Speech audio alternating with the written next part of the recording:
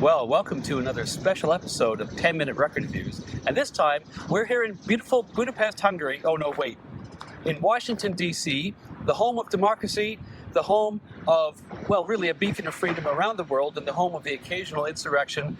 It's an exciting time to be here in D.C.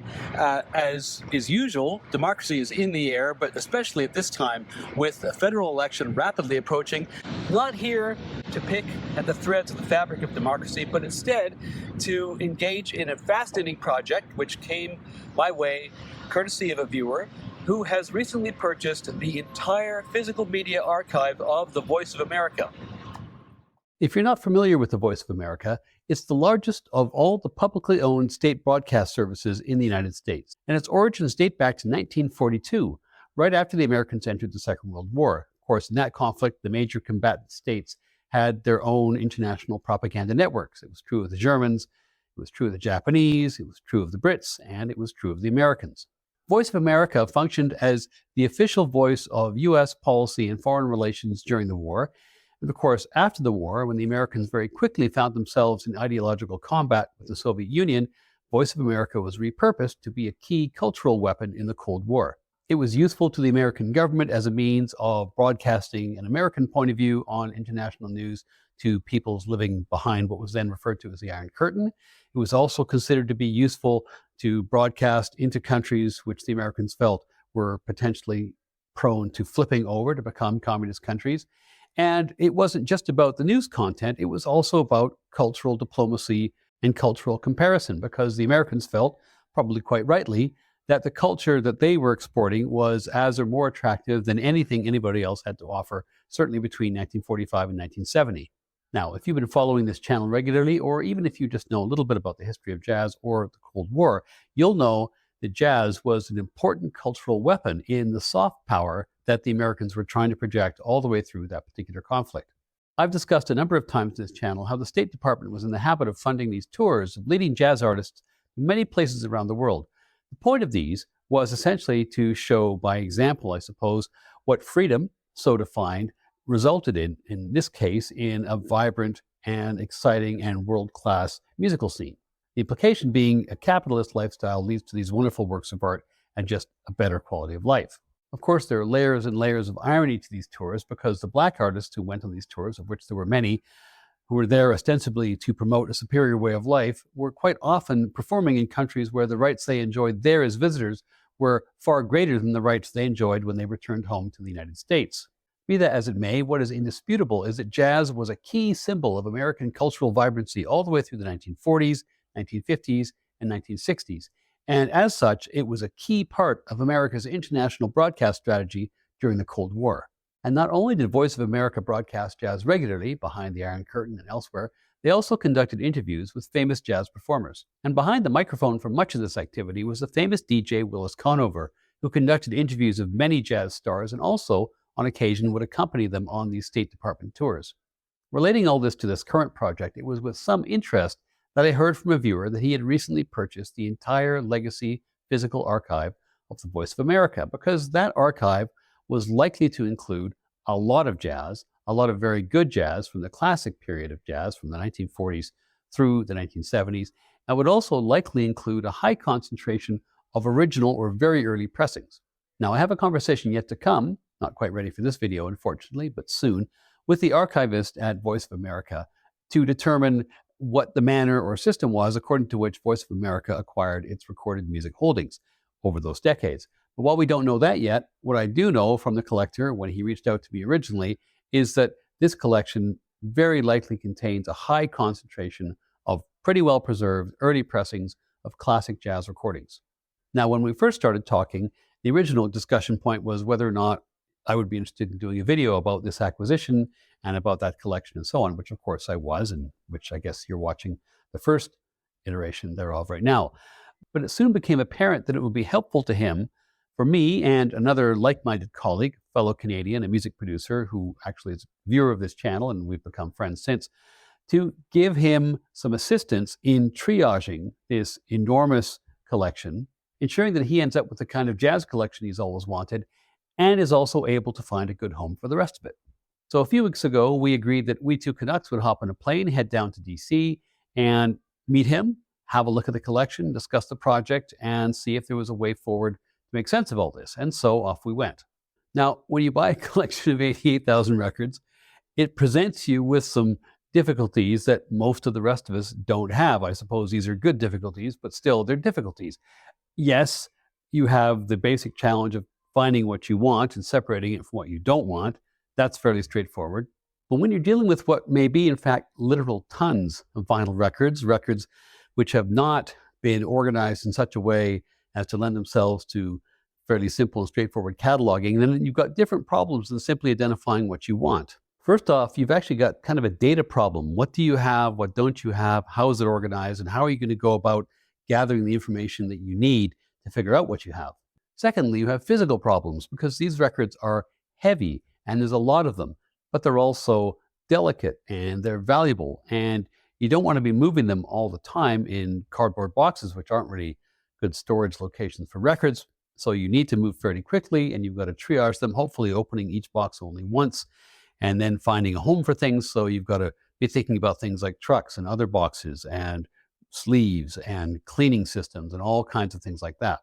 Third, you have a very labor-intensive set of what you might call detail or quality-related problems. So what pressings do you have? Do you have more than one copy of that pressing? Or do you have a number of sequential pressings from an early period? And are you able to determine from the labels and the matrices and the other lore which pressings you actually have?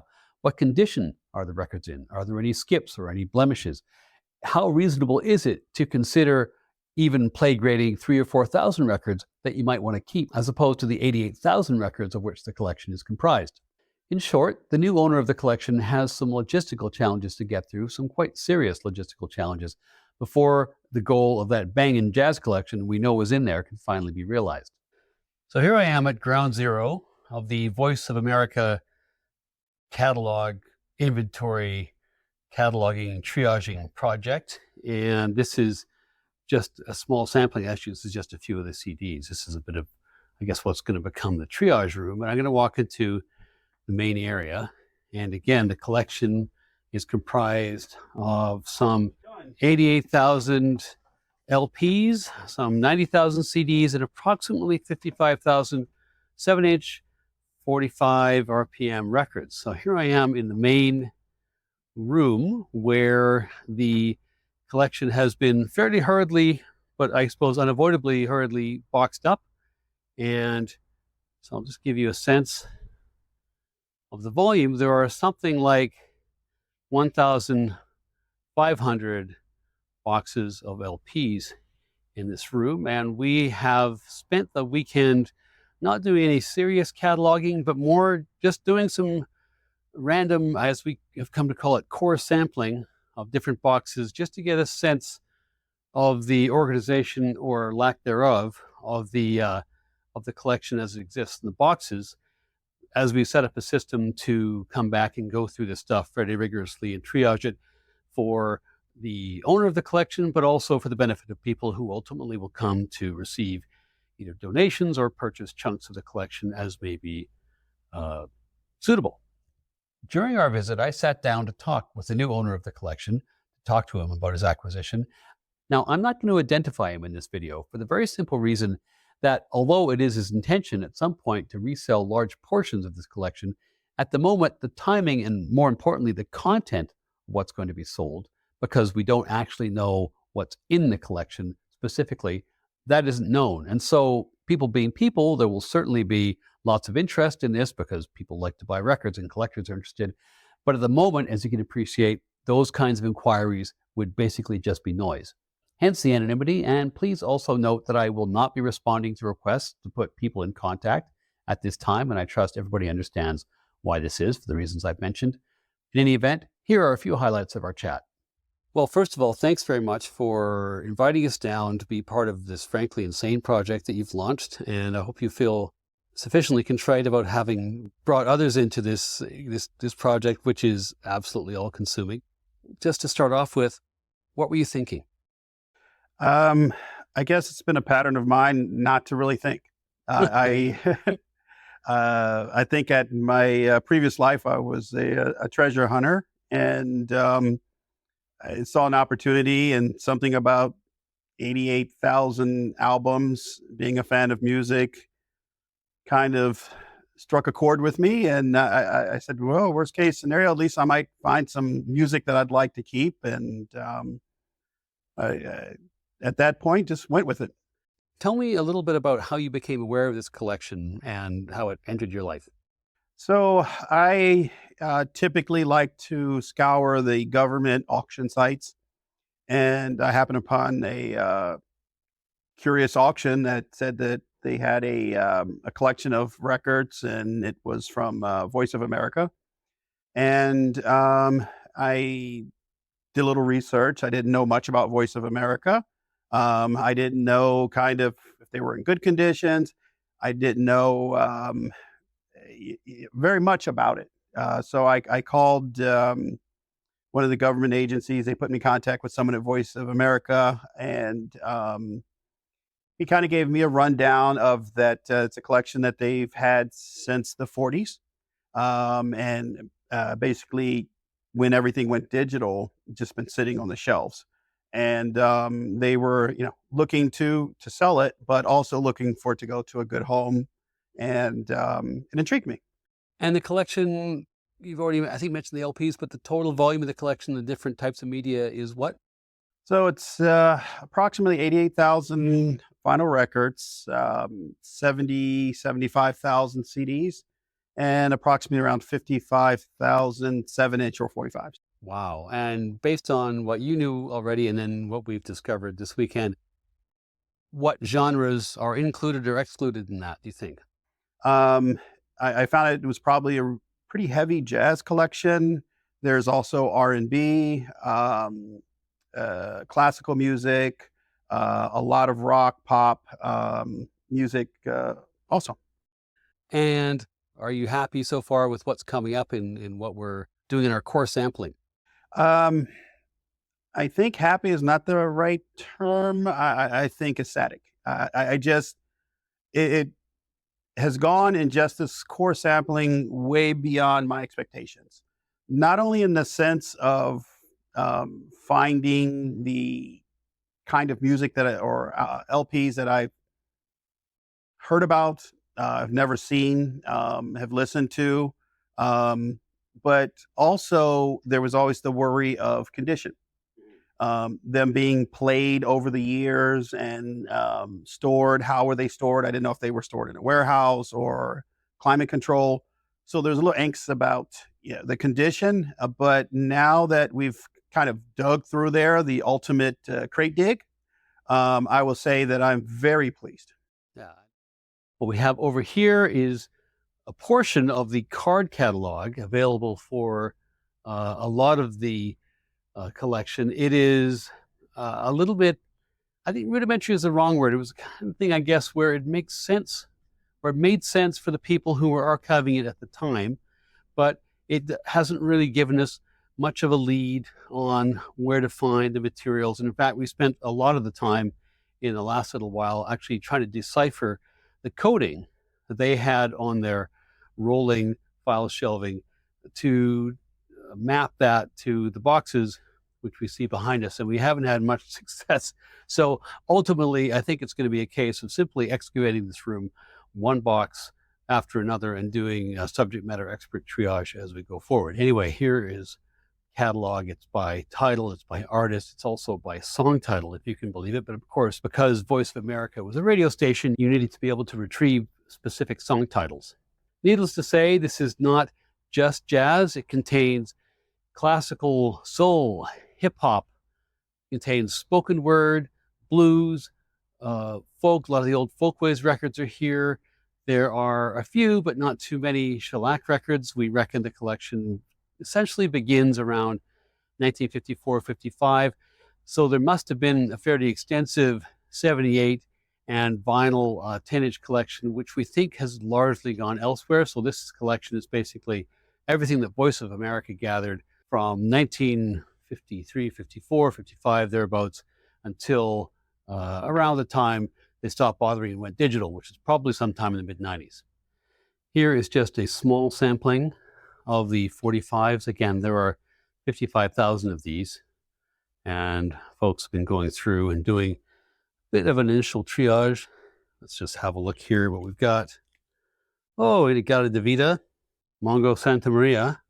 You can see it's pretty eclectically organized. Who else? Oh yeah, the Peppermint Rainbow, suitably attired. Donna Summer's Hot Stuff. So, really the canon here, all the classics. The collection also includes some very, well, I guess, particularly unique recordings made by Voice of America. We reckon probably on State Department jazz tours. This is a concert recording of the Jerry Mulligan Quartet. Don't know if the date is there, but you can see the lineup with, it's the Bob Brookmeyer version of the quartet. Similarly, Eddie Condon. Similarly, Louis Armstrong and his All-Stars. So here you've got, is there a full, I don't know if there's a full listing of the artists, but anyway, it's typically would have been an all-star lineup. The MJQ, Inveterate Jazz Travelers. More MJQ. Again, this is all specifically on the Voice of America's own label. And whether or not those were ever released commercially, I think they found their way out to the market, but I don't know they ever saw retail action, so they must have leaked out some way or another. And here's Jack Teagarden. So as I say, there is a lot of work to do. But if you'll indulge me in just a little bit of Blue Note porn, I'll give you a sample here of some of the amazing early pressings we pulled out just by opening a very small sample, maybe 2 to 3% of the boxes in the collection. And as you'll see, what's also a delight is that there appear to be quite regularly doubles or even triples of some of these very early pressings. This is just a sample, and here are some others, some non-Blue Notes. As I say, we probably looked into about 2 or 3% of the boxes in the collection over the weekend, and there were many, many more canonical jazz records that we didn't pull out. I'm not showing you here just because we didn't really have a plan as to what we were going to do with them. So I know this is a work in progress as we talk about it, but what to you is success at the end of all this when you've taken the records that you want and the others have gone somewhere else? What's victory for you in all this? I think just trying to assemble a really robust collection of jazz across many different eras and genres. Anything beyond that, I really haven't thought it through. Typically I do. I tend to leap. But the hope would be to be able to put together a really robust jazz collection. And one day, if it's something my kids are interested in, to pass it down to them, or maybe as a collection, move it on to someone else. So this isn't something that's going to happen overnight. Other parts of this video I've shown what the volume of boxes in the back room. So we're really looking at a maybe even a year or two project to get this all done and dusted, I guess. Yes. The good thing about this is I'm not in any kind of hurry. I really would like to take my time to really learn. It's a learning process for me. Like I said, my knowledge of jazz, just in the 3 days you've been down here, has increased greatly, and it's sparked an interest to learn more. Yeah, I think it's just really been enjoyable. This is the first steps. I kind of plan on going all the way into the rabbit hole. Learning all of this has just been a great and fun process, and I thoroughly enjoy it and can't wait to continue. Well, look, thank you so much for inviting us down to be part of this project, which is very exciting, and with your blessing, we'll update viewers from time to time on the progress of the project and all the rest of it. I know there will be some people very keenly interested in this, and we'll do our best to hold them at bay. Well, yeah, exactly. And one thing I would like to say, I want to thank you. Actually, I jumped and purchased this before I even started to relocate it. I went on searching online to try and educate myself and for content. And I must say, when I came across your page as one of the few pages that I feel is almost like an educational page. I learned more about the different studios and the producers and the artists in this short time than I ever imagined I would. And I wanted to thank you because I think it's kind of helped me, wrap my arms around this process. Well, thanks very much. I mean, my wife would tell you that I'm capable of going on a great length at a drop of a hat, so I'm glad I can turn that to good use. Great. Well, thanks so much, and we'll update people going forward. And now comes the hard work of rolling up our sleeves and digging. Thank you. Enjoyable. Thank you. Right now, the job is simply to determine what the collection contains, in what quantity, and in what condition. Unfortunately, we don't really know at this point how reliable the card collection is. Are all the records in the boxes reflected in the card collection? And more to the point, if there are multiple records, are there also multiple cards? So while it's kind of nice to have these cards, we came to the conclusion over the weekend that it's not actually going to be very useful to us, because even if we've got a card for a record, we still can't really find the box that it's in without going through the boxes one by one. As we go forward, our strategy is going to be fairly simple. First of all, we have to find an economical and efficient way of winnowing out the records that are really unlikely to yield much in the way of economic return.